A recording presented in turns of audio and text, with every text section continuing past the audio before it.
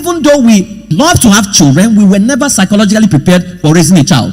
So when your child started crawling, right, at some point your child was sitting down, you were agitated. Let this child crawl now. He started crawling. After a while, you began to expect him to do what? But you never planned for the cause, for the effect of his walking. Because the moment a child can walk, you can no longer tame him.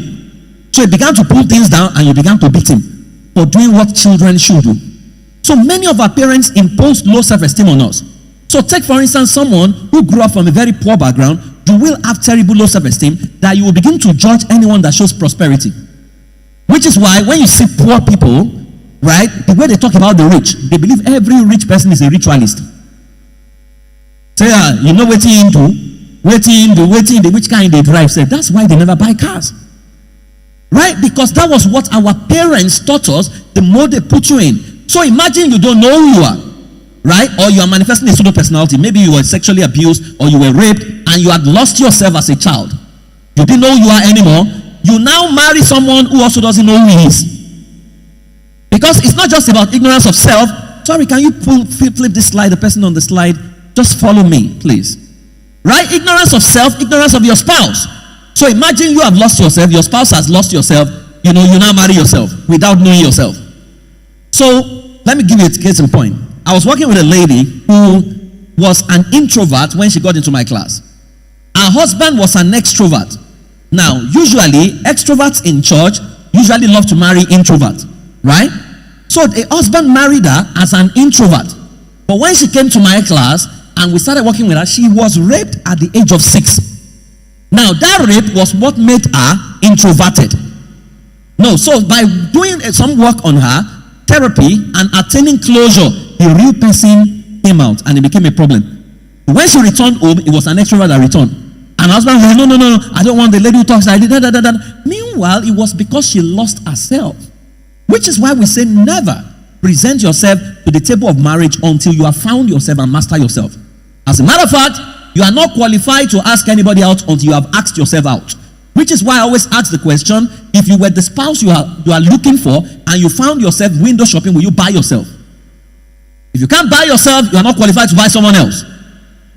And many of us are not okay with ourselves, yet we are bringing in a wife. You are not qualified to marry a wife because you have money. No, not because you have finished school, not because you now have a job. No. Right? Because I have seen 40-year-old teenagers in Nigeria. What makes you mature is your ability to take decisions and stand by your decision. So if you can be 40 and be a teenager, you can be 40 and still be controlled by your mother. Every little thing, mommy, your mommy's boy, you don't need a wife. Right? Because when you don't know why you want to marry, you will abuse marriage. Consistently, when people show up in my counseling hub, I ask them, why do you want to marry? They say, I want to marry because the Bible says it's not good for a man to be alone. I say, what does that mean? They say, I want to marry, who are you looking? I've always longed for a lady who will be a homemaker. You don't need a wife, you need a housekeeper. I've always looked for, a lady who can cook. You need Mama Cass, not a wife. Not a wife, because human beings should cook. I've always longed for a man who will bail us out of poverty. Philanthropy is what you need. Go and register as an NGO. You don't need a husband. Because a husband is not called to bail you out of poverty. That's why God gave you 2 hands, gave you 2 mouths, one mouth, gave you 2 eyes, so that you can earn your own money. Which is why I think we must stop ladies who don't have a source of livelihood from getting married, because they will become liabilities to their men. Meanwhile, that's not who you are. Except where you have agreed and decided that, okay, don't work. And I don't think that's even right for any human being to stay at home, not to work. If you have not been married, will you not work? Because we keep thinking that it is by staying with children, that's how to raise children. It's not true. Proximity is not the same thing as parenting. You can be around your children, they will still turn out badly. My people perish for lack of knowledge, not for lack of proximity. You don't know, you don't know. If you like, stay with your children from now till tomorrow. Osama bin Laden's mother stayed with him from now till tomorrow. He still became a terrorist. So it's not by proximity. Are we still here? Ignorance of marriage. When you don't know what marriage is, ignorance of the building techniques. Because there is a technique for building a marriage. It's a science. You don't even have to be born again to master it. Because we overrate being born again. Marry, according to God's pattern, your marriage will be okay. All you need is prayer. I've seen prayer warriors whose marriage crashed. Because God's people don't perish for lack of prayer. They perish for lack of knowledge. If you don't have the knowledge, you don't have it. It's like praying. You have not studied mathematics and you pray by the power of the Holy Ghost, I'm going to pass this math. You won't pass it. Right? If you have been marking exam before, I'm sure you've met some student who will write to you and say, dear lecturer, I'm a born again Christian. You know, but by faith, I passed this subject. You will fail. Are we together? Ignorance of the enemies of your marriage. The enemies are not some witches and wizards. The enemy is in you. Right? Which is why when you are not, your worldview is not compatible, you will mess up your marriage. I know many of us quote this scripture, and I was sharing with Pastor. Say, do not be unequally yoked together with unbelievers. An unbeliever is not a Muslim Christian alone. Because that's what we quote. Two Christians can, an unbeliever is someone who doesn't believe what you believe. So you can be two Christians but be an unbeliever. Case in point, you are a lady. You want a man who is domesticated, who can cook, and you can cook. That's what you want. But the guy asking you out doesn't believe, he believes it's an insult for him to cook. That's an unbeliever to you. To marry him is to be unequally yoked together with him. Now there will be other ladies who will be a believer to him. Yeah, there are village girls who will be a believer to him. They will match themselves. Right? Or you are a man, you believe every woman should work. But you are dating a lady who believes that you are going to bail him out of poverty. That's an unbeliever to you. That's unequal yoke. Right? An unbeliever doesn't believe what you believe. That's an unbeliever. Now, it may be an unbeliever to you and be a believer to someone else. That's why that you are belonging to the same church doesn't mean you are equal yoke. You can be in the same choir and be on equal yoke. Are we together? For example, I can't stand a lady who can't read. I can't stand a lady who watches African Magic all the time. I can't. So if I had married a woman who watches African Magic, that would be on equal yoke, because you'll be annoying me every time. Are we together? So that's where it starts from. Because what many of us do is, because brother is speaking in tongue, sister is speaking in tongue, you just marry yourself. No, that's unequal yoke. Because marriage is the coming together of a man and a woman from two different nations to create a new nation whose culture will promote the best interest of all and will give our world rest. What that means is this. If you are, before you even marry, you need to check the nation the person came out from. It's like a German girl going to marry a guy from Mali. The first thing that will happen is first world will clash with third world. Because every attempt, by the first world to elevate the third world, he will consider it an insult. So this is what happens in the church. A guy begins to pray to God. Father, in Jesus' name, give me a lady after your heart. But this guy is from a home where everybody calls everybody brother, a typical cultural home where daddy doesn't cook. It's an insult to serve daddy with one meat. You know this kind of family where daddy controls everyone with remote control. That's where it's coming from. But because he's now born again, that culture is still there, right? But it's not revealed because he's singing in church. Now he's praying, God, send me a wife after your heart. And God always answers prayer. So God gives him a lady from a family where everybody's on a first name basis, a family where daddy cooks, everyone cooks, a family where there's accountability, there's budget. Now, unknown to him, God has answered his prayer. He's from a third world background. She's from a first world background. Now God has answered his prayer by introducing a first world lady into his life so that she can mentor him out of third world thinking to become a first world, so that when their children come, they will start learning by observation a first world culture. But you know what he's going to do? Because he's not aware that God has answered the prayer, he will try to subject her to become a third world. Begin to teach her. When you wake up in the morning, you kneel down and greet your husband. When you wake up in the morning, a wife does not talk, a wife does not say anything. So he puts her down to his culture. Meanwhile, the Bible says, do not be conformed to your culture, but be transformed by uninstalling your self-sabotaging patterns. So what is killing many of our marriages are the culture you pick from your family. I never saw my father cook. Right? I never saw him cook. But I cook. Because I couldn't abide by that culture. My wife was a banker. To sit down at home, sometimes my wife used to work at Bode Thomas. I used to live in Ijesha. Now, sometimes she gets home at 11 p.m. Imagine I'm waiting. as the husband. So she now comes. Oh yeah, go to the kitchen. Go and cook. No. Number one, it's not healthy for me. Number two, I will just destroy her. So I was the one going to Ijesha market to buy. In fact, that was when I learned that there are Titus that is fake. I didn't know the difference. I bought one. I bought it home. I cooked it. When my wife said, I said, you bought fake Titus. I said, fake. I said, because I saw it was big. They said, it's a rubber. My wife said it's fake. I said, I don't know the difference. So she began to show me the yalata, they knew me, the mama. It doesn't remove your headship. Leadership in the kingdom is he that seeks to be the leader, let him be the servant of all. And guess what? If you live that life, you would have become a new ancestor. Your child will learn by observation. So I never had to teach my son to wash plates. He met me washing plates by myself, so he assumed that human beings wash plates. The first time my son realized that women are the ones who cook in our culture was in social studies textbook in school. That they wrote there, husbands, daddy is to go to work, mom is to stay at home and cook. And it was a major fight because he took them up in the school and said, this is wrong. In our house, everyone cooks because everyone eats. And the problem I have with our men is that we are pretenders. I used to eat in Olaya. I see you drive your Jeep to Olaya. The Olaya girls, is it Olaya now? Cheetah. Well, it's Olaya. The girls, they are nasty.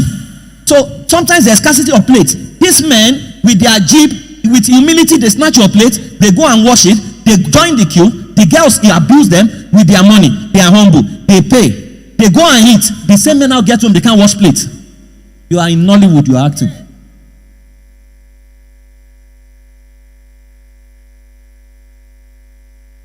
Are we together? The tragedy of life is the emergence of a father and a mother who never understood their roles as husband and wife because they were never male or female. So let us ask the question, and we'll try and answer the question. Who taught you about manhood and womanhood? Who taught you about being a man or being a woman? Who taught you? Your parents, your mother taught you, and your father. Who taught your father? Who taught his own father? Who taught his own father? What if everything they taught you was wrong? Because the man that taught your father, that taught your father, that taught your father would be a man who was hunting for squirrel with a den gun in the year 1101. A man who in his worldview never thought that women could own conglomerates. Because way back, women were not going to work. Which is the error of generalization that many of us have accepted as truth. For example, you have heard that men are logical, women are emotional. That's wrong. However, it used to be right because when they run that research, it was an era where men were going to war. And to kill, you need logic. You can't be emotional when it comes to killing. Women were staying at home. So when they ran that survey, it came out women emotional, men logical. But now you have women who work in the corporate setup. Do you know that to fire a staff who is not performing requires logic, not emotion? Are we together? So question, have you met logical women? I can't hear you. Have you met emotional men? So why did we believe that? Because logic and emotion actually exist in every human being. The one that you have most paid attention to is the one that becomes elevated. So when we see women who are logical, we can't stand their greatness, we become intimidated and we start calling them, why are you acting like a man? Meanwhile, the word man is not male. The word man is the word humanity. So Genesis 1, come, let us make human beings in our image. It didn't say let us make male. If it has been, let us make male, it would have been let him have dominion. But what it says is, come, let us make man in our image. Let them. Are we together?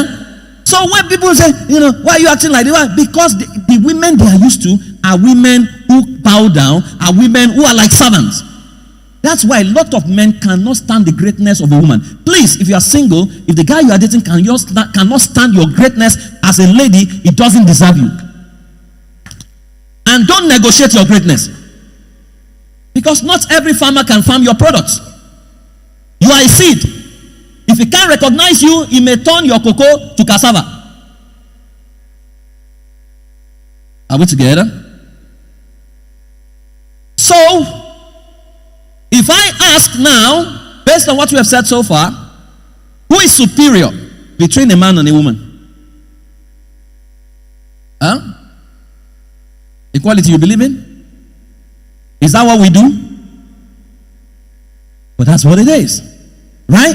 I mean, when I was teaching somewhere in New York, the African men, they say, no, it's a man that is superior. So I asked them, why? Because sometimes we are trying to make the Bible suit our purpose. Meanwhile, nature can teach you. Because if you want to know who is superior, you just ask the question, which is superior between sperm and ovary? Where women is ovary, where man is sperm. Which one is superior? Both need themselves. And you would see that when we were children, we needed ourselves. All that mattered to us was play. We didn't talk superiority, inferiority. It was as we began to grow. Even when you became lovers, you didn't talk about that. Because when you were lovers and you still wanted her, when you visited her house and you met her cooking, you said, no, sweetheart, I don't want, let me do it, I can do it better. And so he began to look like the man that she had read about in Miss Ambun. She was washing clothes. She said, sweetheart, no, let me help you wash it. So she began to thank God, not knowing that you are acting, you are ransom now. Why is it that our men, the moment they say, yes, I do, everything changes? They now retire. The women are now confused to say, what happened? That's what I hope you are not. The way, yeah, I know he's a good man, he's my friend. Right? Why do we change? Why do we change? So you now sit down and say, where's my food? Where's my food? Yeah, I'm not saying don't do it if you love to do it, but let me shock you. Are you aware that even cooking should not be husband and wife? This thing becomes elevated and becomes a fight in families because of poverty. When I got married, we were going home for Christmas. And there's a culture in my home, my family, where the wives of the sons, they are the ones who cook. Say, Yawele. So I asked my mom, is there something that they do that makes this food sweeter that qualifies them to be the cook? She said, no, that's the way they do it. Okay, I said, what if I hire a caterer who are professionals at cooking and pay them so that Yahweh's can sit with us and gist? So that was how I abolished it. Because I cannot afford for my wife to be sitting down around that dogon with her two masters. Right? Because if we actually have money to hire cooks, we will rest. I know a man who told me that his wife doesn't cook. I said, oh, fantastic. And he said, Praise, if I want my wife to cook, I will kill her. Because the way I love to eat. How do you love to eat? He said, when I come back from work, I love for them to bring menu list. And for me to pick first course, main course, dessert. So she said, that was why they went to hire a professional chef. Question is, if you can afford a professional chef, will you still cook? Will you still cook? Because cooking is too mundane to saddle a human being with that responsibility. Except the person is a professional cook. And all the competitions of chef that has ever been done, men are the ones winning it. So if men are the ones winning it, why are we now pretending as if women are better cooks? Are we together? Now, I'm not saying go home and don't cook. That's not what I'm saying. Right? But I'm just saying that, you see, because if we get it right, our children will get, my son's wife can never have that problem because my son cooks well. She can never have that problem. Because many people get into marriage with the mentality that finally I'm hiring a cook. It wasn't part of your marital vows. Did cook show up there?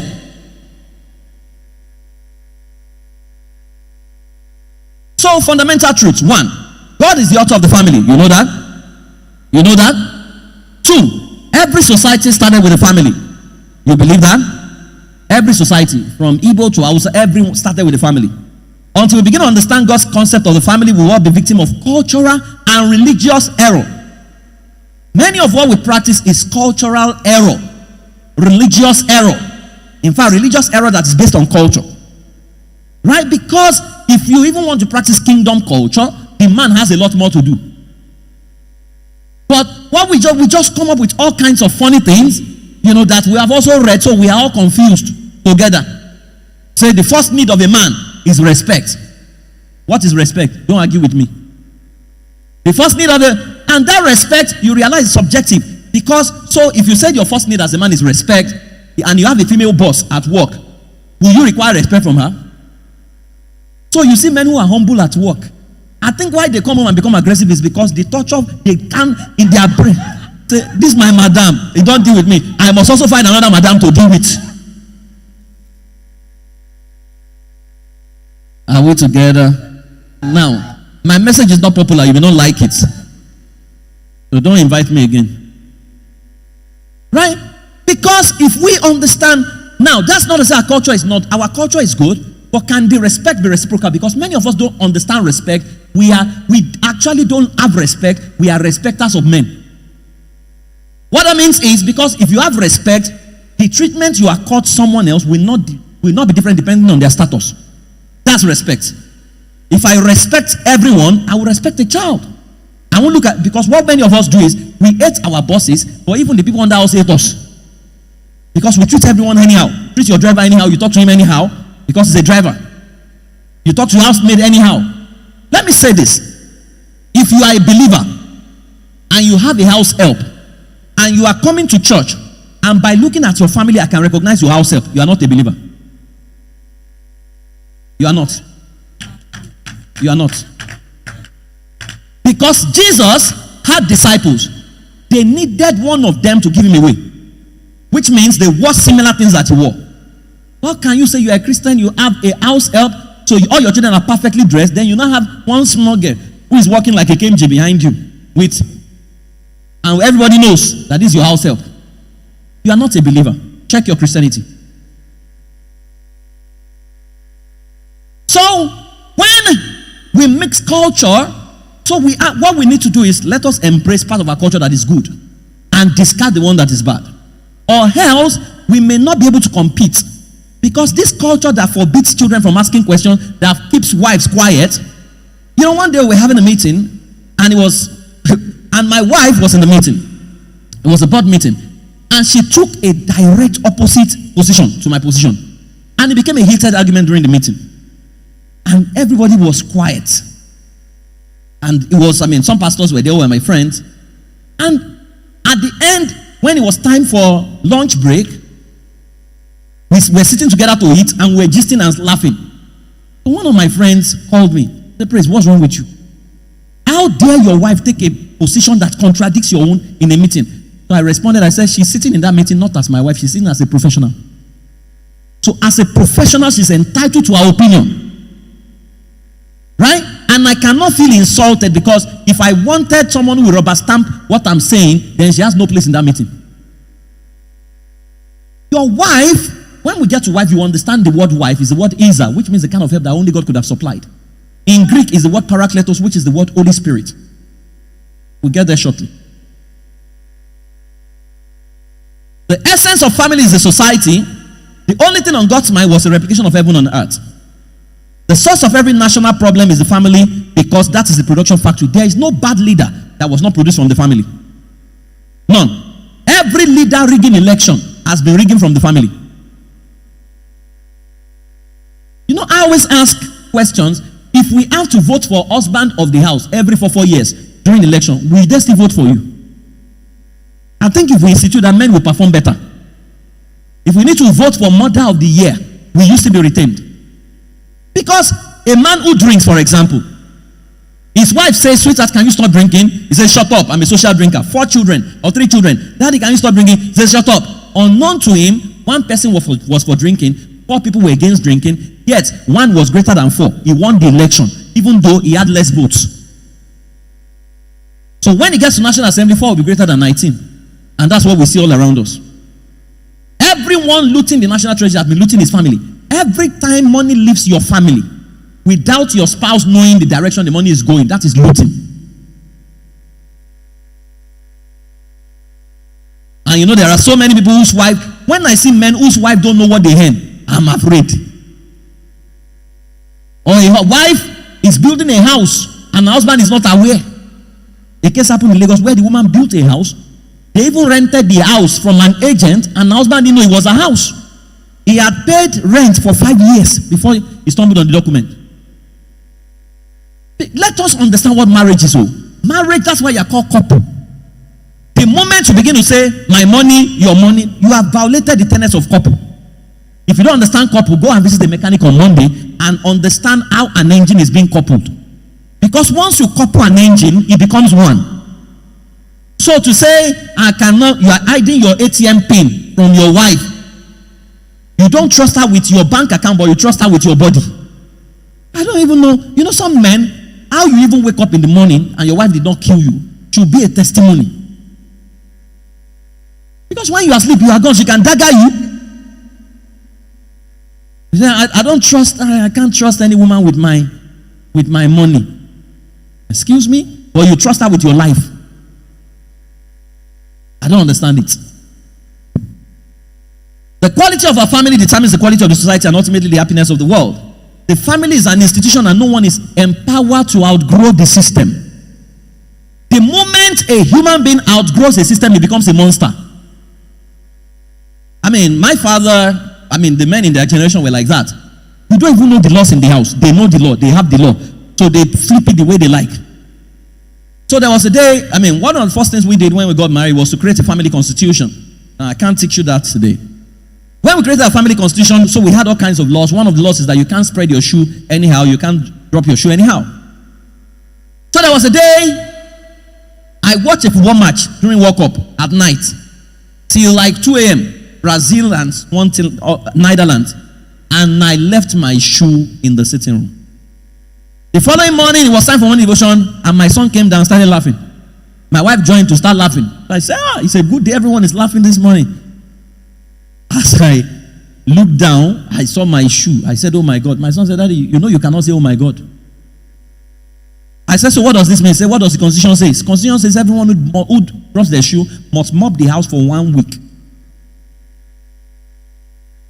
Now, I couldn't have reminded my father because my father was the lion of the tribe of our home. But my son reminded me, and I had two choices. I could do it or reject it. Now, if I refused to do it, I would have sent a wrong signal to him that adults disobey, children obey. So he begins to look forward to when he becomes an adult so that I can start disobeying. Children learn from what they see us do, not what we say. So I had to mop the house for 1 week. Right? To show them that I'm not above the law. Because when you become above the law, absolute powers corrupt absolutely. Every nation where human beings are above the law, that nation never grows. That's why Africa is where Africa is, because human beings are above the law. Nobody's above the law in America. Nobody's above the law in the UK. But here, human beings are above the law. And it's from our family, because husband is above the law. You came home late, your wife cannot ask you, why did you come home late? Why is that your business? Then you are not accountable to anyone. Your wife is, as a husband, you are talking to your wife, say, sweetheart, I don't think I approve this. Say, is that what your mates are doing? Excuse me? Once you outgrow a system, you become a monster. Error and chaos is created when a man or woman outgrows the family system. Until everyone becomes responsible for a family system, we'll keep producing larger than life leaders. I am accountable because from my family I'm accountable. My son is accountable. So sometimes he wants to say, no, you can't do this. One day he came home one day, I think it was 7, and he says, Daddy, I want a phone. And I said, for what?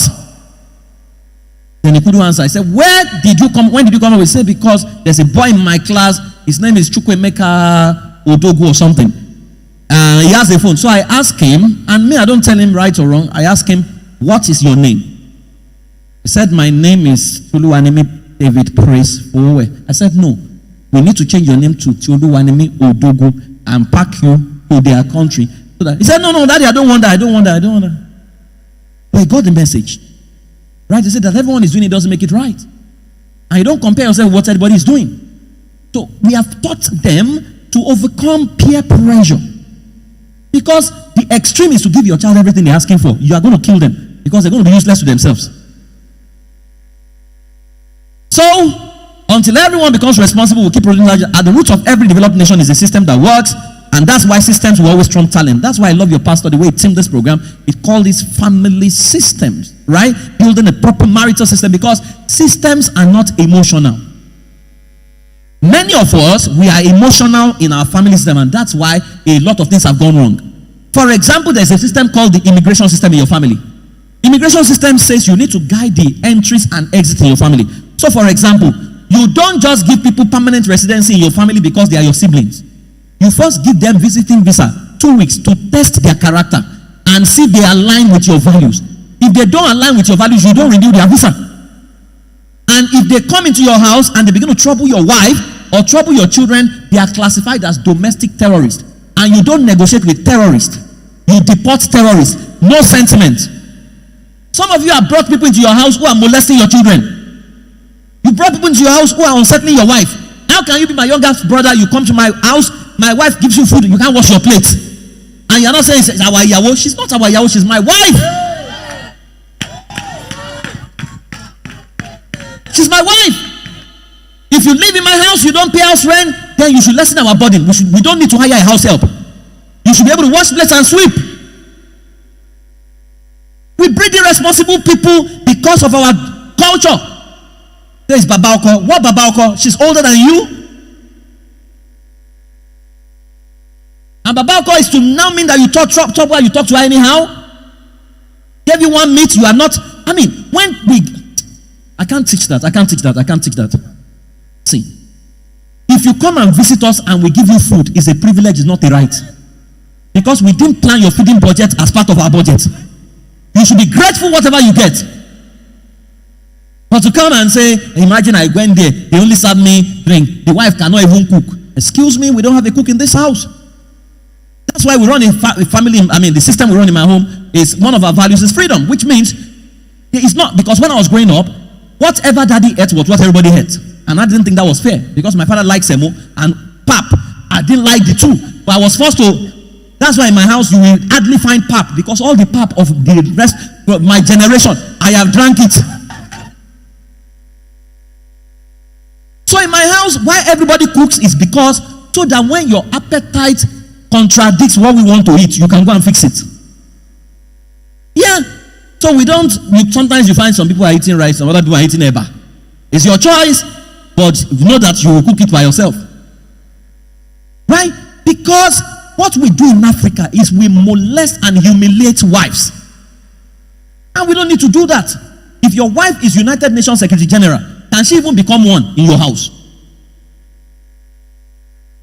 Right? I mean, the first time I got married after 2 years, my wife was going for a second master's in the UK. My friends were worried. What was their worry? Who will be cooking? I said she wasn't even cooking. When she was with me, I was cooking. That's why my friend is here. We were unbelievers together. We were all cooking in school. Ask them, if you come to my room in school, you will drink pepper soup as a student. I will prepare pepper soup. Anything you want, you will eat in my room. So how can I now get into marriage and pretend as if I don't know how to cook? Right? Because a good man is a man who grooms. That's why as a husband, you are called a bridegroom, which means a groomer of a bride. It's an English word. You understand that English, you know what to do. But to come with the arrogance of the African man and refuse to do anything, and many of us, thank God you can hire house helps. If you live in the UK, you can't afford house helps. So let us see whether you won't cook. I stayed with my auntie for 2 weeks. I didn't see her because she's a nurse. She does night shift. Right?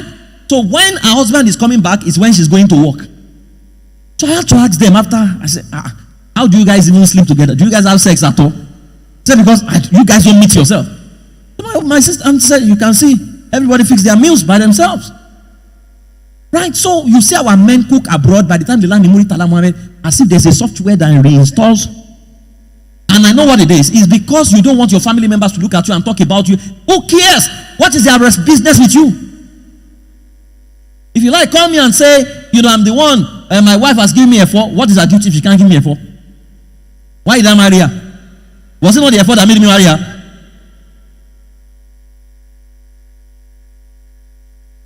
Because the moment you marry a wife or marry a husband, you have signed your death warrants anyway.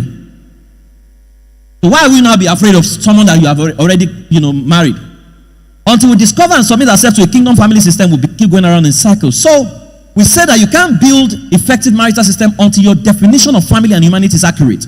Or else, we will all be victims of generational and cultural errors that may not serve our best interest. So let's redefine a few things. Now, the first thing we'll redefine is man. The man is not male. Man is the spirit of humanity but the gender is the body whose construction defines the multiple roles we are meant to fulfill when it comes to nation building mandate through the family system. Are you aware the difference between male and female is just biology? Are you aware? Are you aware?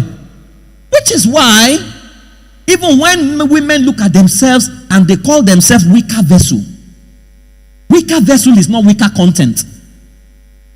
Vessel, an airplane is an example of a vessel. The airplane is not as important as the person is carrying. Are we together?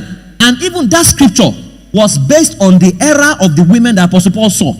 Because in that era, women were not playing football. They were not weightlifters. They were not boxing. Because the question is, there's a lady called Laila Ali, the daughter of Muhammad Ali, who used to be world heavyweight champion boxing. Between Laila Ali and her husband, who is the weaker vessel?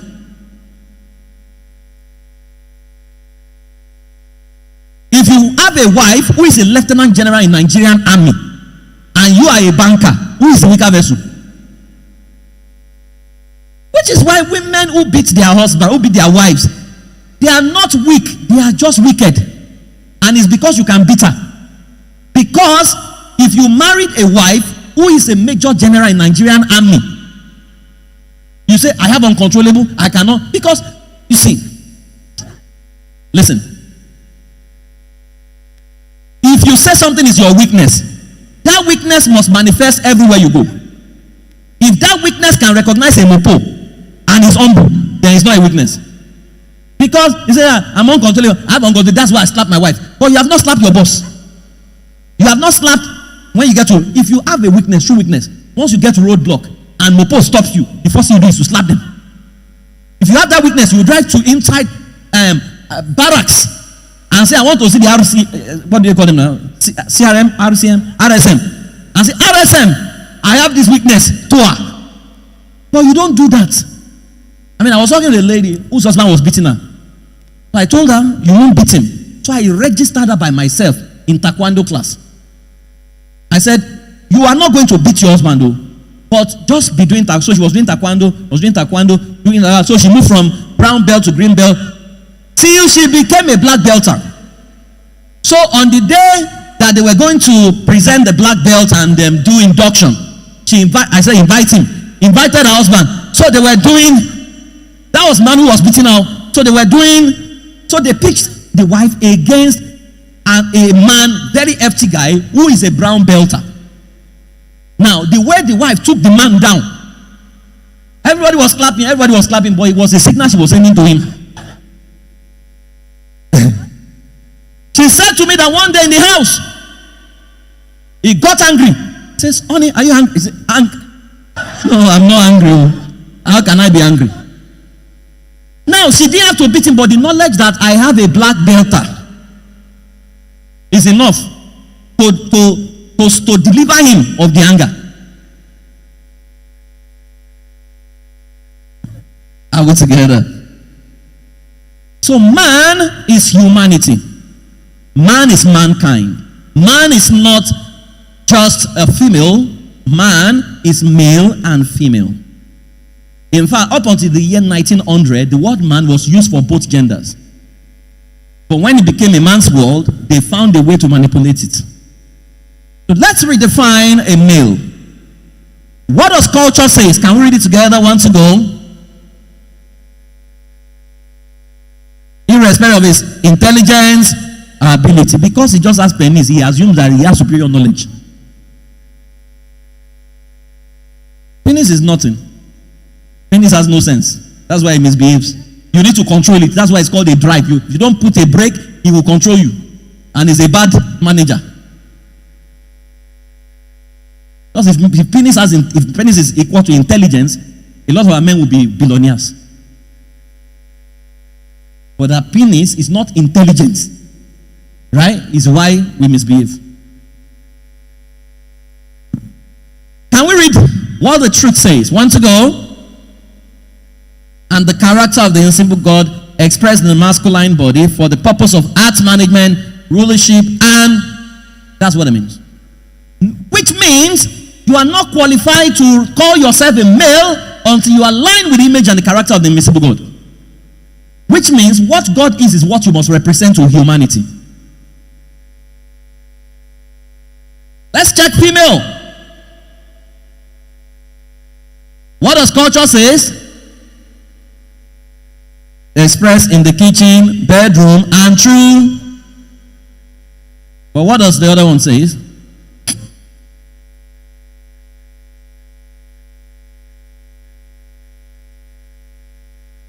And dominion. Now, what is the difference between male and female from this definition? Feminine and masculine. So what it means is, every one of us as man. So what's happening here is, Pastor Sheyi is the masculine representation of man. His wife is the feminine representation of man, where man is humanity. Which is why, as a lady, you have a right to have a vision before you get married. In fact, having a vision helps you eliminate the guys that should not be asking you out. Because once you get into the full essence of your vision, some men will not try you. They will be telling themselves, oh, don't try her, she know they are our level, she know they are our level. Or, in Africa, they will call you proud. Proud means that she has transited our mediocrity to excellence. And you don't have a reason, you don't have a right to bring your excellence to their mediocrity. And please, let me say this. Because in a bid for many women to marry, they suppress their excellence. So, I was working with a lady who was 42, she didn't have a husband. And I said, why don't you have a husband? She said, because all the men call her proud. Why do they call you proud? She says the last guy she dated, couldn't stand the fact that she has a car and she's built a house. So the guy was telling her to go and sell her car. So I said to her, why are you attracting all these kind of men? So I asked for her CV instinctively. When I saw her CV, I realized that at 25 she was a senior manager in a bank. Right? She left the bank and joined oil and gas. As at the time I was talking to her, she was an ED already. Now, as an ED, I checked her CV. I realized that she's gone for degree programs in Stanford, Yale, Harvard, and Cambridge. What that means is that by her training, she's no longer an African woman. By her training, her thinking, her worldview and exposure is now a first world. But she was looking for a husband in third world environment. And third world men are not built to handle first world women. So I asked her, do you want a man, or you want a culture? Because two different, many of us are looking for a spouse, but we're looking for culture. I'm looking for a guy from my village. Not everyone in your village is wise. If your village is wise, it would have been on the map of the world as the greatest village that produced inventors. That your village has not produced inventors, it's already a feedback to you that something is wrong with your village. And to be looking for men in your village that does not produce inventors or any global icon, your village doesn't have any industry, your village doesn't have a road. To be looking for men from that village is to subject yourself to generational curse, because life gives you an opportunity to break free from that curse by aligning with another village. Are we together? So I asked her, have you thought, because all the men she was meeting were men who wanted a wife who will sit at home, who will take care of baby, who will cook, and she can't do that. So I said, are you aware that there are nations that have predominantly men who don't even want a wife that cooks?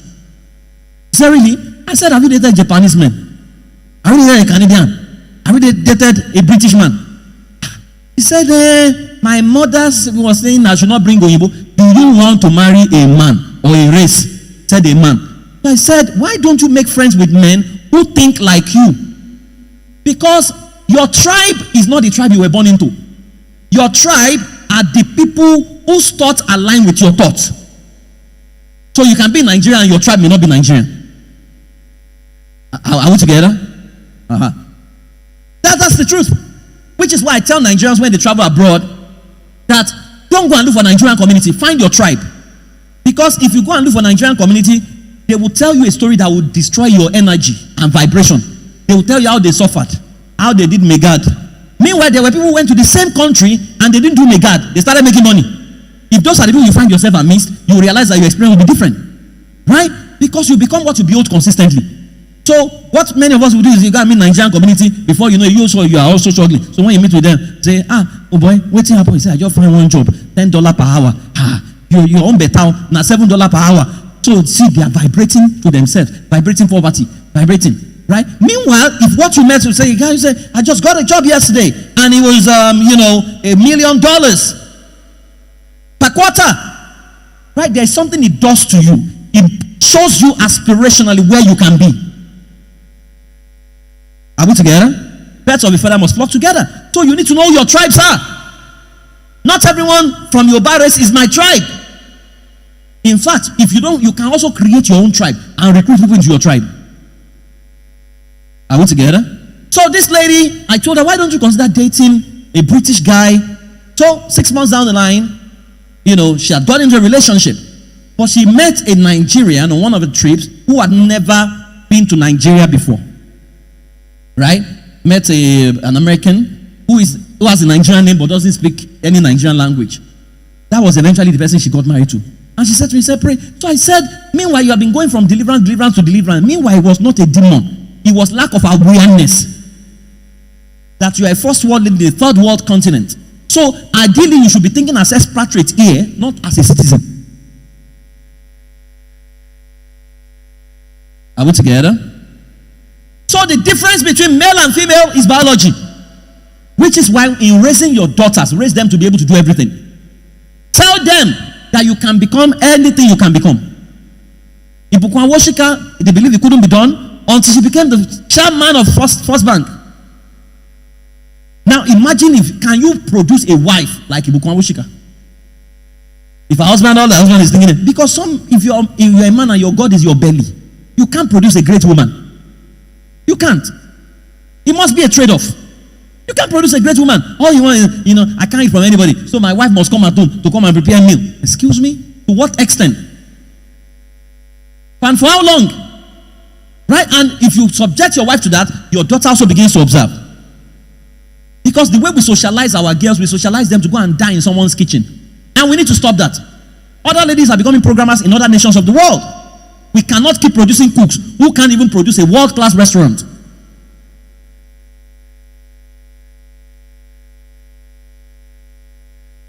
I hope one man is going to set his wife free today. Because let me tell you, a lot of our women are upset. What is holding them down is Christianity. When I sit with them, what they say, some of them were better off before they married. I was working with a lot of women who were depressed. And I was wondering what was depressing them. And I found out that what was depressing them was the fact that they are now seeing their mates who are not married, who they used to lead when they were on campus, now have gone very far without marriage, and they are stuck. Right? Because if a woman is given to you by a father, you should make her life better, not bitter. When a father sees her, father should be able to say, thank you. Thank you. Not that father sees her and she's looked very old and haggard. Because I always ask this question, if your making heaven is going to be dependent on the treatment of your wife, will you make it? Let's go to husband. What does culture say? Now, so listen to this. While male and female is identity, husband and wife are roles, and those roles are optional. It's not compulsory you marry. So don't feel something is wrong with you if you don't want to marry. Right? Because people are on, it's only here that we think, once I marry, it's a part testimony. It's not a testimony. You don't have to marry. You don't have to marry. The same way, I'm not married. I don't have a child. Go and adopt. Adopt. Because what do you want? Is it parenting you want or conception? Because if it's parenting you want, you don't need to have sex to be a parent. You only need to take responsibility for a child to be a parent. Because the word parent is the word bring forth, which means someone who can bring the potential of a child and bring it to expression so that the child can do what it's supposed to do in service to God and humanity. That's parenting. Got nothing to do with conception. Conception is what you want. You want the baby to come from your body. That's why you're running from pillar to post, because I can take you to a place in Ajebule called Obowanko and Akatapo, where if you kidnap 5 children, their parents will not look for them.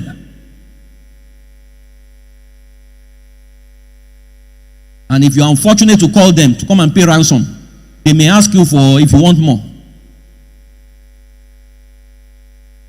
Because there are children if you want parenting. But many of us don't want parenting, it's conception we want. Right? And let me just tidy this. Please, if you have done IVF, there's nothing wrong with you. Because what many of us now do, because what I see is, you just see someone who has been believing God for the fruit of the womb, all of a sudden has 3 triplets, and say, God did it. God did it through what? Through IVF. Don't be ashamed to say IVF. IVF is of God. It was God that gave human beings the wisdom to do IVF. IVF was what Mary did. it was what do you call it? Yeah, what happened to Mary? That was where they got it from. Yeah, she was inseminated by the Holy Spirit. That was where that technology was crafted from, and they made it into science. So what's your problem? You now feel ashamed. But then you now say, and some of us, even women who do CS are afraid to say they did CS. Because we believe in Africa that vaginal birth has faith. Let me tell and say Hebrew women. Let me tell you, there's nothing called Hebrew women in the Bible. Hebrew women, but there's nothing. What we call Hebrew women delivery is not true. It was a lie the women sold to Pharaoh so that he doesn't kill them. Because he asked, why are they still conceiving? He said the Hebrew women said because the women feared the Lord. Right? Said these Hebrew women are not like the Egyptian women. Said before we get there, they've already delivered. It was a lie. It was a lie. But we now built a theology out of that. Now say, I want Hebrew women delivered. Let me tell you, you see, delivery has become very easy globally. That you can even be watching TV and you'll be delivered. In Sweden, no woman has died at childbirth in 14 years. We are doing Hebrew women delivery. People are dying every day.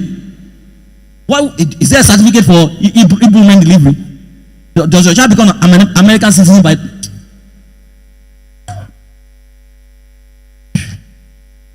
Let's go to the role husband. What does culture say? Let's read together. 1 to go.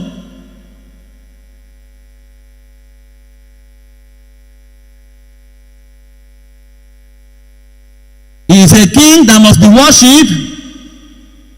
We need to bow down and pour liberation. Please, let me say this because I see women quote scripture that says that if the Bible says if a man does not provide for his household, that's not the Bible. What the Bible says is if anyone or if any, you will not see any man in the Bible. And that scripture was not talking about marriage, it was talking about care for widows. So to qualify for that scripture, you need to be a widow. Context wise, because we just lift any verse and we use it. Right? Because how can a man who had a job and was providing now, he doesn't have a job? He can't provide. How can he become an infidel? You think about it. So he's talking about widows, people who have widows in their house and they don't take care of them. That's what the Bible is saying. So don't use that on your, because he was not created to sponsor you. Because when husband and wife earn, what the two of them bring in becomes their internally generated revenue. And it boosts their family economy. What many of us are doing, we are operating the way Nigeria is operating. The moment Nigeria discover oil, they close down everything else and focus on oil. So the moment you saw that your husband is earning 1 million per month, you close down your own creativity and other income assets, generating assets inside of you to focus on this until something happens to him. You now start, where will you start your life from? No. You see, sometimes these men want to rest, but they can't rest. So many of us say, our men are dying early. Why are they dying early? Because they are overworked. Can you allow them rest? They are also somebody's children. Every little thing. My husband. I met a woman whose husband lost her job, but because they travel 3 times a year, she was still insisting that they must travel. So I told the husband, tell her to fund it. You don't have money yet, you are complaining about what you are giving. Right? So, this is what culture says is a breadwinner. And please, let me say this. The concept of breadwinner is not scriptural. Breadwinner was invented in United Kingdom after the Second World War, when they said, let us withdraw the men and the women from work and children and let the men go to work and they double their wage. Because question is this, in the Garden of Eden, who was the breadwinner? It was not evil. It was God. Because he already planted the garden. So God was the bread. God will always be the breadwinner. Right? And there's no even bread to be won anyway. Right? So this is what culture says. What the scripture says, 1 to go. A bush into a garden, and a garden into an oasis, by deploring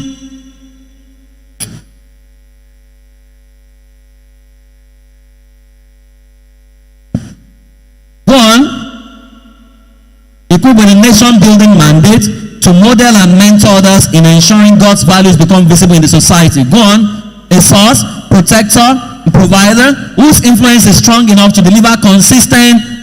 Now, provider of esteem and identity. Right? Because if you don't understand this, you are going to mess up our men. And a man who doesn't understand this will not know that your core assignment is to groom. So what this is saying is that your role is to groom your wife and set her free. And when you understand that, you will no longer be intimidated by whatsoever she becomes. If your wife becomes president of Nigeria, you are a good man. Because it means that because she goes in your name. Many of us, our fear is, if she becomes richer, I want my wife to be richer than me. My wife is about starting a PhD. I'm excited. I stayed with first degree. Another certification I was researching. Right, but I love it. If that's a line, let her do it. I don't like classroom, except it's a creative classroom. I don't like exam, naturally. So to subject myself to the torture of first degree in Nigeria, any degree I want to do now is abroad. It can't be here. Because here, if you ask questions, they will mark you down. And I can't take that. Right? So what is happening here is that you must be confident enough. So let me break it down for you. If the family is a nation, the husband is the president. Who is a president?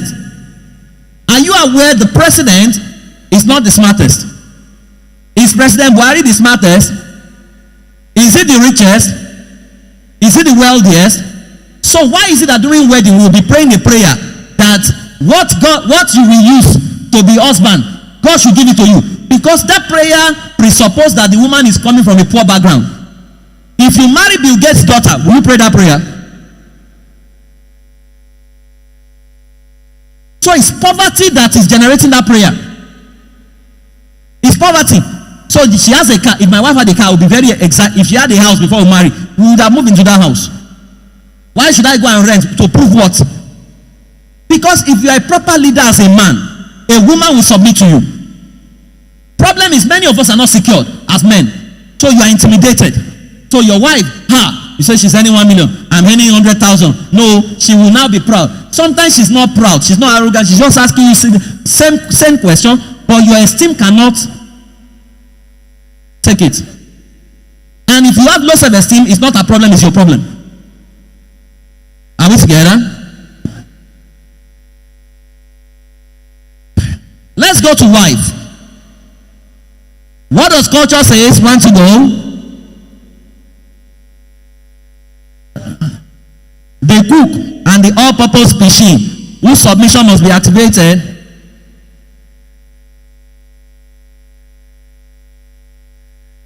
What does the Bible says? Could have supplied in ensuring God is achieved. A type of helper positioned around the husband to ensure he doesn't lose his way. A tender spirit of truth whose counsel is indispensable and serves as both a warning bell and a travel compass in difficult. Let me break that down. If you are the husband as a man, as a husband, if you are the president as a husband, and your wife is your vice president, what a president means, what the meaning of the true meaning of a president is, the one who creates an ideal environment where everyone's potential finds expression.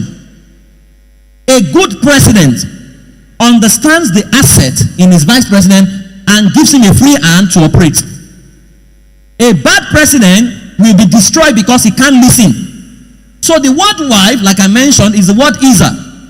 It's found about 14 times in the Bible, which means the kind of help that only God could have supplied. The Greek version of that word is parakletos, which is the word used for the Holy Spirit. So here is this. This is the deal breaker. While a woman or a female can command and say, do this, do this, do this, do this, when you accept the role of a wife, you become a suggesting spirit. And people do suggestions are more powerful than those who command. Because if you know how to offer suggestion, how did Delilah get Samson to reveal his secret? Was he commanding? No, he was suggesting. You don't love me. If you love me enough, you will reveal it to me. Before you know it, you open. But if you are done to say you must show me today, he would have known that she's an enemy. But she had to. So women or wives, if you know how to use suggestion, you can turn your husband into whatever you want him to be. It's called bypassing conscious resistance. Right? Because if your husband is the president and you are the vice president and you begin to command him, he will feel there are two presidents in the nation and there can't be two presidents. Which is why you must not marry a man that you can't submit to his leadership. Right? You see, every marital problem is premarital issue. Never marry a man whose leadership you can't submit to for the rest of your life. Because what many of us do is, you now marry him, you now say he's a fool. If you can marry a fool, you are a fool yourself. Because you don't become wise by calling him a fool. Okay. You can't, because what? So all over social media, a marriage breaks, you say our celebrities. You now say it's a 10 second man. So by saying that, we should clap for you. That you were stupid enough to accept the proposal, because what he brought was a proposal, not a command. He didn't tie your neck. He didn't say by force, by force. No. In fact, they ask you, will you accept? And you say yes. Things did now go very well. You now came out to say he's a bad man. No, for him to be a bad man, there must be bad in you. It takes a fool to attract a fool. Are we together? So, you are a tender spirit. So this is the problem a lot of women and wives have. Because a woman is not a wife. They are two different things. You can be a woman and not a wife. But for you to be a wife, you must be a woman. The problem is this. She goes to work. And at work, she functions as a man. Where man is humanity. And as a man, she gives instruction to 50 downlines.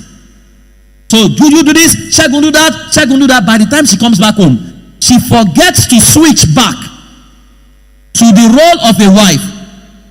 So she still comes home and begins to command. Say, do that, do that, do that. And he's wondering what's happening here. What happened is that she has forgotten to switch back. It's called territorial principle. At work, she was a president. At home, she's a vice president. So, ideally, if the husband understands what's happening, what he will do is to pat her back and say, sweetheart, welcome back home. So, what I say to women is this. To prevent forgetfulness, when you come back from work, don't go to the kitchen. First, go to your room. Go to your room, pat yourself on the back, and welcome yourself back home. It will remind you till you become unconsciously competent at it. Now, so let me define marriage and we'll tidy this up. Now, how many people are sitting beside their husband? Because more people have come in now. Your husband, you are here, your wife is here. Can I see your hands up?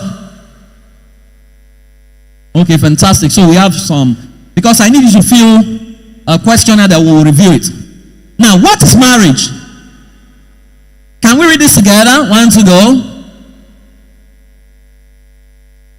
From two different nations to create a new nation that will promote the best interest of all and whose culture will give our world. This is what marriage is all about. It's about nation building. When you understand marriage as a nation building, you will know that there are systems you need to put in place. But beyond that, you will begin to worry. What nation did she come? You know, our parents used to do it, but we didn't understand, or they did it badly. Our parents will go and check the family. What were they checking for? Patterns.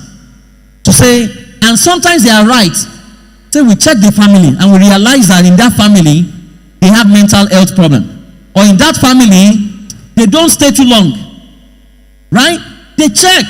But when we became Christian, we now went to another extreme. Thou shalt not check anything. If a man be in Christ, is a new creature. Oh, things have passed away. We rap. Have we not asked ourselves, why is it that it seems that their marriage worked better than our own marriage? Right? Because they were checking. We could have upgraded it by checking patterns. Right? To say, what is the pattern from, because there are things you do, for example, that it was from home you learned it. If you are from Ilorin, for example, you just say, fa, begins to show up in your Even people went to school in Ilorin, students, they started saying far. Right? It's from, there are things that inside of me, from my family. My father taught me. So we check, what nation are you from? If you are from a third world, you can marry a man from third world. And nothing will go wrong. You guys are fine. Because he likes for you to kneel down in the morning and say, Baale me, Olowori me, and that's fine. If it's okay by the two of you. But to be a third world man and marry a first world lady is wahala.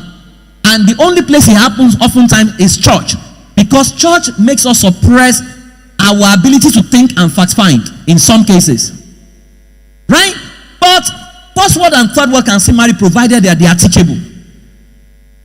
I'm not saying absolutely they shouldn't marry, but they must be willing to accept that something is wrong with us. For example, I knew something was wrong with my money management before I got married.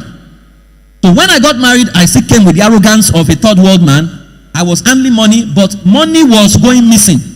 We were having problem every year. Zero is what our account was reading. Until I realized that I don't know how to prioritize and live on a budget. So by year 3, we went to play a game, Cash Flow 101. And my wife was making better financial decisions. So I said, can you handle money? So since she started handling money, they began to give me allocation as the president of the home. The month that my allocation was 100,000. If I finish it, whether I'm giving it, I'm giving, but once I finish it, I cannot go back to Federation account. Because from the time money lands in my account, my wife mops it immediately to Federation account. So it's only months. And so one day, I finished my money by the second week. So I went to toast her. Say, sweetheart, can I have extra allocation? She said, from where? Do we give you part of the money for your vacation so that when we are going on vacation, you will stay here? Or do you want a loan? If you want a loan, you can do an application. I owe you, but it comes with an interest rate. Let me tell you, to have a wife who can insist on what you have agreed is a blessing. We are not doing it again. We are not. That's how nations are destroyed. Right? So I thought about it. I said, she now said to me, the other option is, if you can generate extra than we were expecting you to bring in, right? Then we can give you.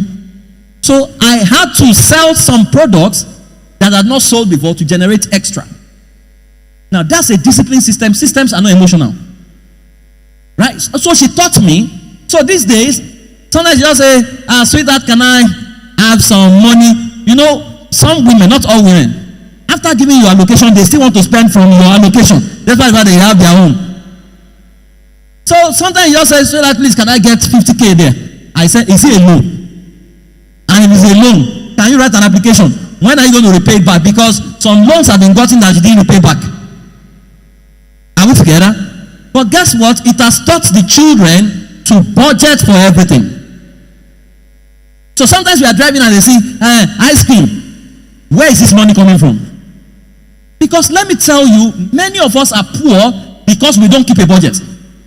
And that's why you allow Gbogbo Agbaye to come and live with you. I was doing it, what it means, for a group one day, and they were shocked that some people are building their house inside some people's belly. So let's assume that you are a family of 4. Every meal you eat is 2,000. How much are you spending per meal? 8K. Multiply by 3 times a day. Is how much? 24,000 times 30 days. 720K times 12.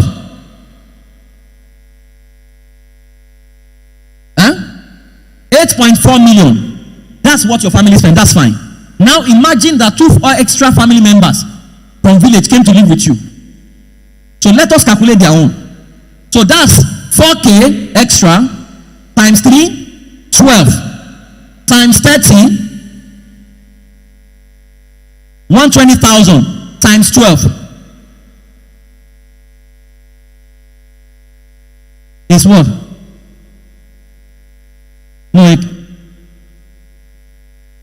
No, it will be more than that.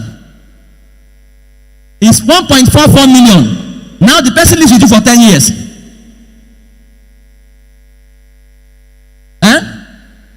40.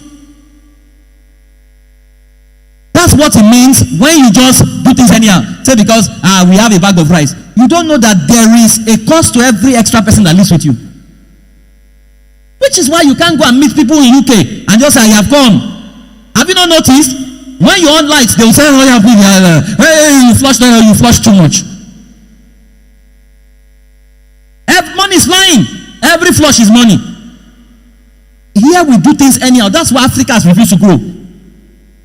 But if you master it and you understand it, then if they realize that what you are spending is this amount, they will be humble enough to know that, we don't want to be fired from this place.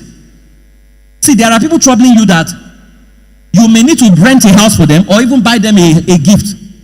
Maybe your mother is the one troubling you because it can be. Right? You may put money together and gift her a house so that you can have peace. Right? So when you don't understand the nations you are coming from, you will create problem for yourself. So what do you need to do? Marital crisis is what happens when two lovers from different cultures step into marriage without creating a new culture. One eventually looks wicked while the other appears unreasonable. So we said that the key to a peaceful world, our acceptance of identity, our co-dominion spirit, and our respect and honor for our roles as partner is progress without any sense of superiority or inferiority. So there are 11 players you need to bring into your marital team for you to be able to build a proper system. Now, I can't get into any of them, but I will just talk about one. Then I'll show you some of the systems you need to build, because this is an introductory course. We are still going to go into parenting. Now, one is talent. Next slide. Talent says the ability to love is in us in its rawest state, but it could have been suppressed. So you need to find out at the level of talent what has gone wrong with you. Number 2 is skill. When it comes to skill, it says that there are things that are natural, there are things you need to learn. For example, talking is natural, communication, you need to learn it. If we all master sandwich, we will have less problem. So let's say this is Pastor She's wife, and I'm Pastor She. I want to move her from where she's sitting. I can say, sweetheart, can you get up from that place? She will resist me because she will feel that I don't respect her. But if I say, sweetheart, you are the best. You are the best woman, my front chick, side chick, roundabout chick, and everything. Like, I was just wondering where you are seated. I'm looking at you. It's fine. But I thought it does not befit my queen. I was thinking if you come here and sit here, you will look more beautiful and I will take a selfie with you. Right? And every time you sit here, when I come in, I'll give you a kiss. What do you think will happen? Tomorrow, where will she sit? Now, I have corrected her without making her feel bad. Every time you correct someone and the person feels less than who they are, you have not corrected them, you have insulted them. Are we together? So you can do the same for your children. So skill, you need to practice this. If husband and wife practice what I just said right now, there will be less friction. Right? Number 3 is your vision. A lot of couples don't have a family vision. If you step into my house and you open my door, the first thing you see is our family vision, our family values. If you are living in my house for 72 hours, we run you through an induction program on how our family runs. We are very intentional, no matter who you are. Right? So, if you and your husband cannot write your family vision word for word, you don't have a family vision. What you will now have is division, because the both of you will mean well, but you will self-sabotage. So you need a family vision. You need a family values. You need to create it. You need to create purpose. Why did we marry? They asked Hillary Clinton, why did she divorce Bill when she committed adultery? And Hillary made the statement I will never forget. She said, when both of us were dating, we both knew that we would contest for presidency. So when Bill cheated, she said, even though it was painful, but the purpose for getting married was too high that the sting of adultery could not touch it. If your purpose is not high, every little problem, I want out. When I see you say, I want a divorce, I always ask them, why did you marry? By the time you check why they married, it's too flimsy, it's too mundane. You couldn't stand the test of time. If I said to you today that on the 48th anniversary of your wedding, you will inherit the whole of Japan, it will be given to you as an inheritance. Right? What will you do differently? What will your husband do that will make you live? What will your wife do that will make you live? Because you can see that all I will just do is to manage 40 years time, the whole of Japan. But when there is nothing in front of you, the Bible says, looking unto Jesus, the author and the finisher, who for the joy was what made cross endurable. It was not endurable. So why they were beating him? He was just doing that. They say, once I just die, third day, I wake up, I'll be given a name that is above everyone. I will last forever. Who will not go through the cross if you have to do that? Right? He was sure of what was in stock. Many of us are not sure. It's why every little thing, I'm packing, I'm leaving you. They even say it like fashion. Yeah. In fact, there are ladies now who have association. Me too have left too. You have left. I see they went to Domino's. I've left too. I've left. They now create a community rant headquarter where you now go and rant. Are we together? Now you are fitness. Fitness says, what must we not do that can affect? So when you are jogging, I do staying fit, keeping fit. There are things I don't eat because I'm watching my weight. I'm trying to keep fit. It's the same thing in marriage. What must we not do that can affect our marriage? That's fitness. And what must we do daily? It's called marital gym. You have team spirit to say, yes, we may upset ourselves, but team spirit must keep us. You have understanding. This is where you do your love language. This is where you do your personality differences. You have continuous development, which says appetite may change. Follow this.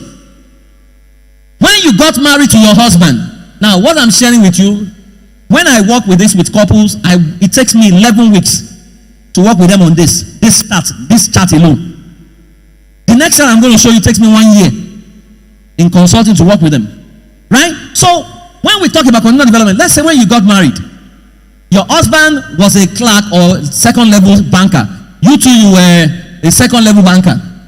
And when you come home, you will bring the pot to the sitting room. And you will say, bottom pot, now in the sweet pass. You know that's kind of, I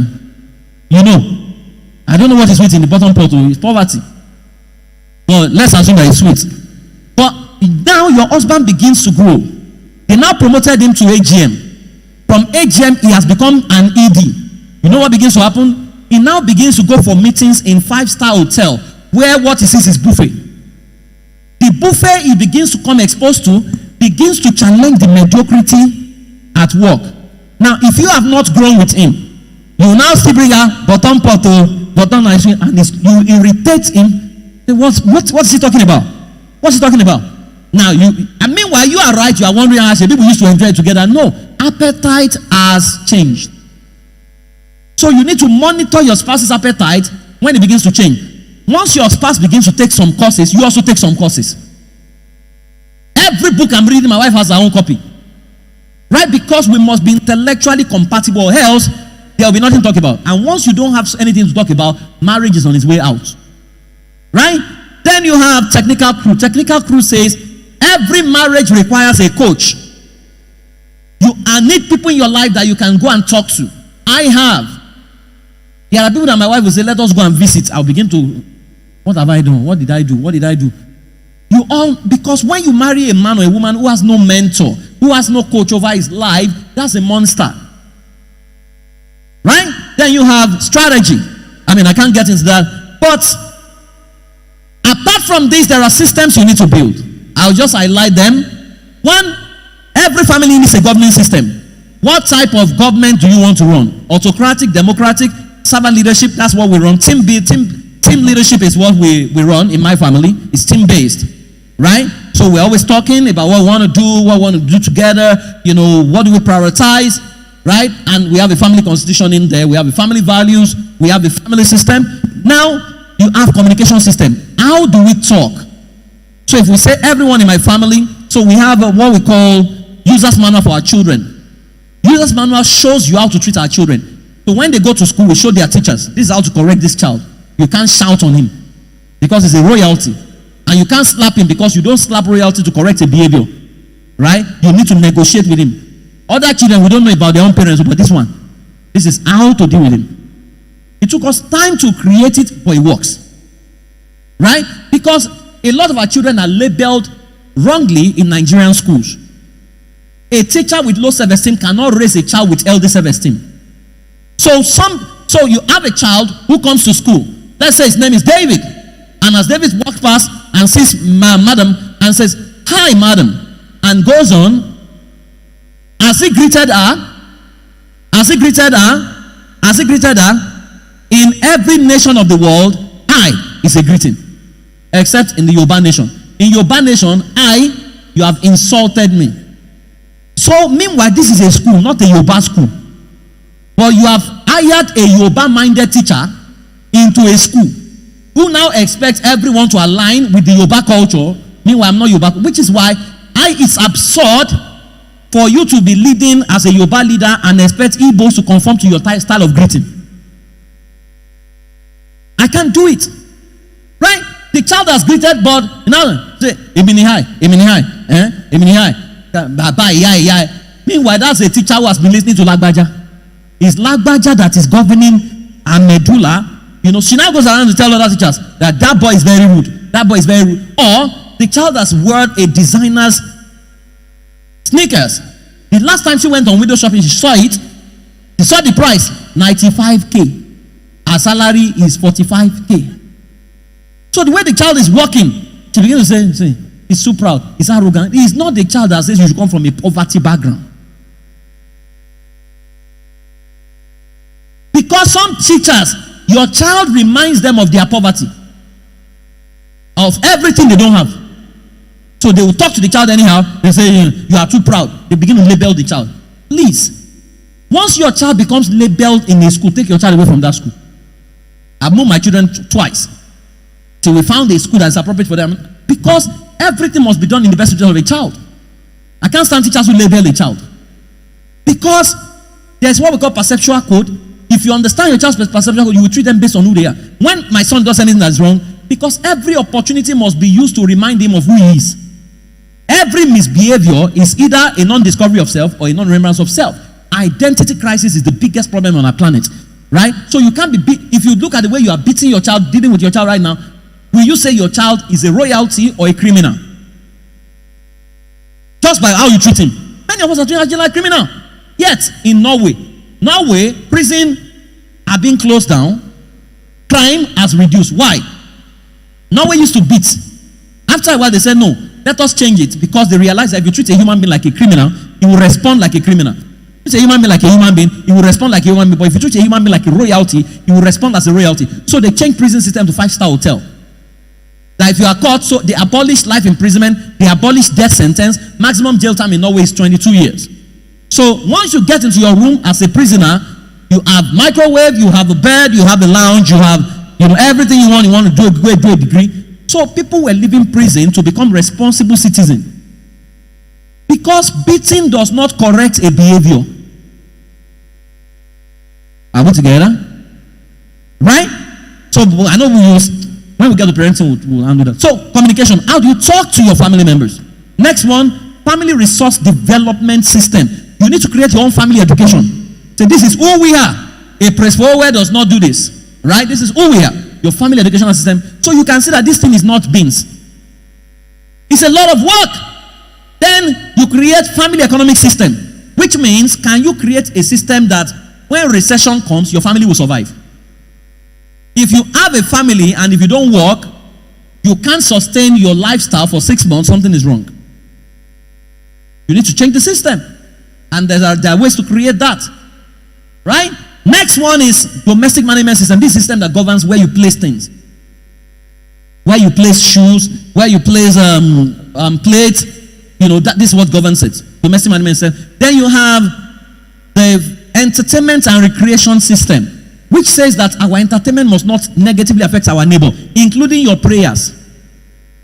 If you are waking up in the morning and you are living face me, I face you in a flat, and you're going to say, "Good morning, Jesus." Your morning is not everybody's morning. There may be a doctor there who has gone for night shift, whose your morning is night. How do you expect him to feel? It is not in the shout that God hears your prayer. You say God is omnipresent, He's omnipotent, so why do you need to shout to get His attention? Is He sleeping? Of course, it's part of the culture because our father was shouting on us, so we have to shout on God. I had a friend who went to a white church. He's a pastor in Nigeria. He runs 4 services. He went to a white church and they raised the prayer point from Psalm 91 and it started vibrating. As it was vibrating, the usher, a white lady, felt it was cold. So went to meet him and tap him and said, "Sir, are you okay?" God looked at it again and said, I'm praying. What? Do you need some coffee? You know here, you can't drink coffee. It's a sign of unseriousness to be praying and be drinking coffee. Yeah. So you can now understand why their own demons have disappeared. Why our own is multiplying. So the lady had to tap him. He said, no, I'm fine. So after service, the lady now excused him, took him to new converts class. He's a senior pastor, 4 services in Lagos. A new convert in America. Now said to him, that do you have a father in your country? Say, yes, I have a father. Then how do you talk to your father? Do you shout and shake? Say, no. So he said, the same way God is like your father. Before you say what you want to say, he knows. You don't have to shout to get his attention.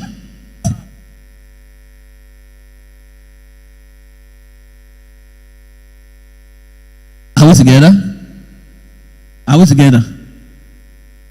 Yet, if we call a prayer meeting and someone just sits down and begins to have conversations with God, you will even invent a Yobade, Entobadake, Tareabadake, Entobadake.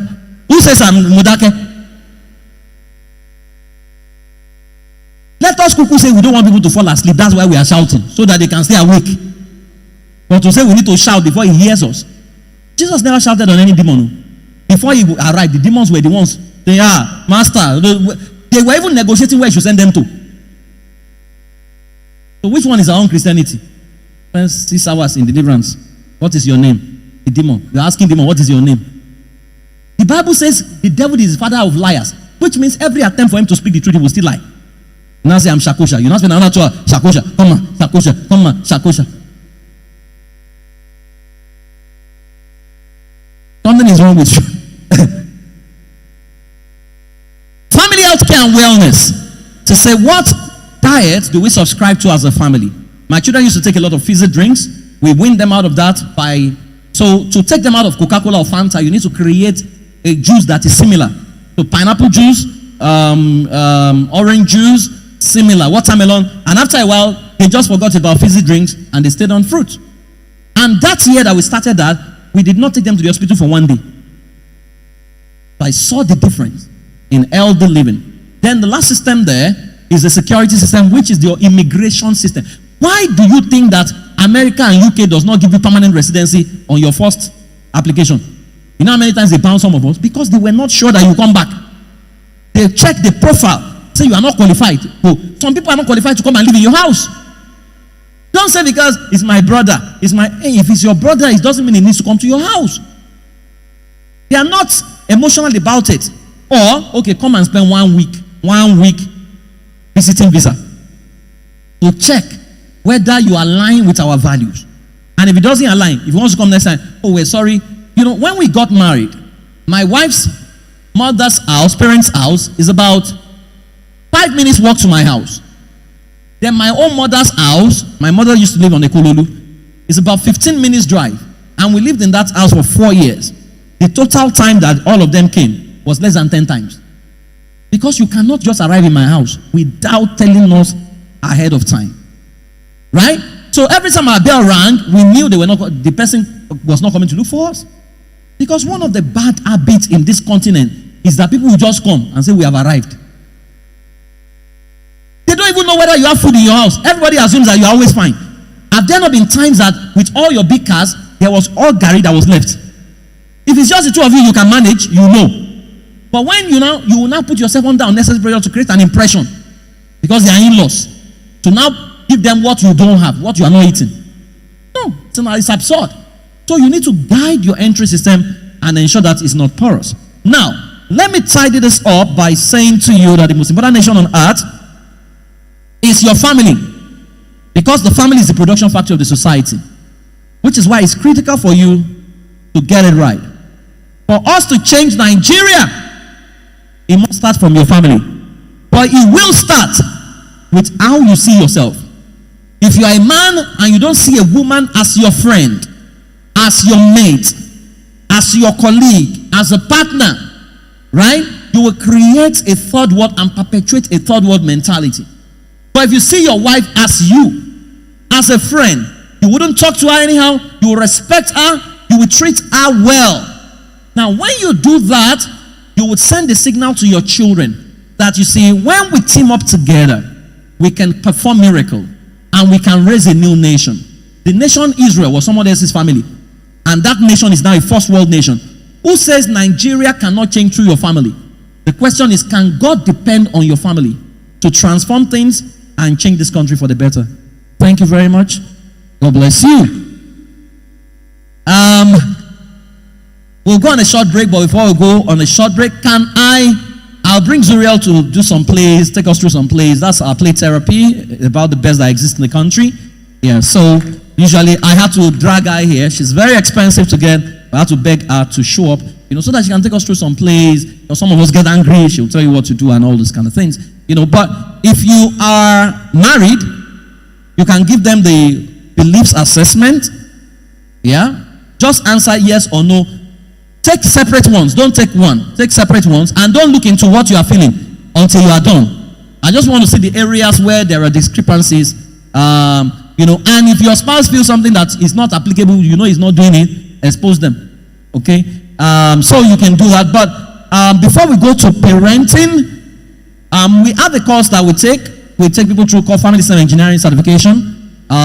It's a 7-day intensive session. All the things are summarized. We take them 7 days. You heal, you do. We have the next one in August. If you want to join us, you can. As you can see, it's not cheap. But let me tell you, the investment of this will save you. It saved a lot of marriage. It will help you build a marriage that you can draw a 25-year plan for yourself. It's about 250,000 for early birth. If you are a couple, we can give you some good discount so that you guys can take it. I have some books out there. Sex Helpline. This is for teenagers. Strictly for wives. This is taken from the story of Samson and Delilah. Tested tips of keeping your wife from the other husband from the other man. You have this kit, and you have super kits. I would recommend this for every parent in this meeting. Pastor, have I given you a copy? Okay, so I'm going to give you now. This is my latest book, Out of the Box Parenting. One of the best books I've written. This is an 18-year research work of why Africa is the way it is and what you need to begin to do from your home to raise a child that can go global. I will teach a bit of that in the next session. Please, if you have children, I will insist that you get a copy of this. It will help you. So let me just give Pastor Shay this. That's your copy. Yeah. So you can join us whichever way. So you can stand up, stretch your leg while the couples are completing their assessment. When we come back, Zuriel will take you to some plays. Then we'll go to the session on parenting. Have you learned anything at all? Okay, good. Now, if you have questions, write your questions. I will answer them at the end of the second session. Thank you.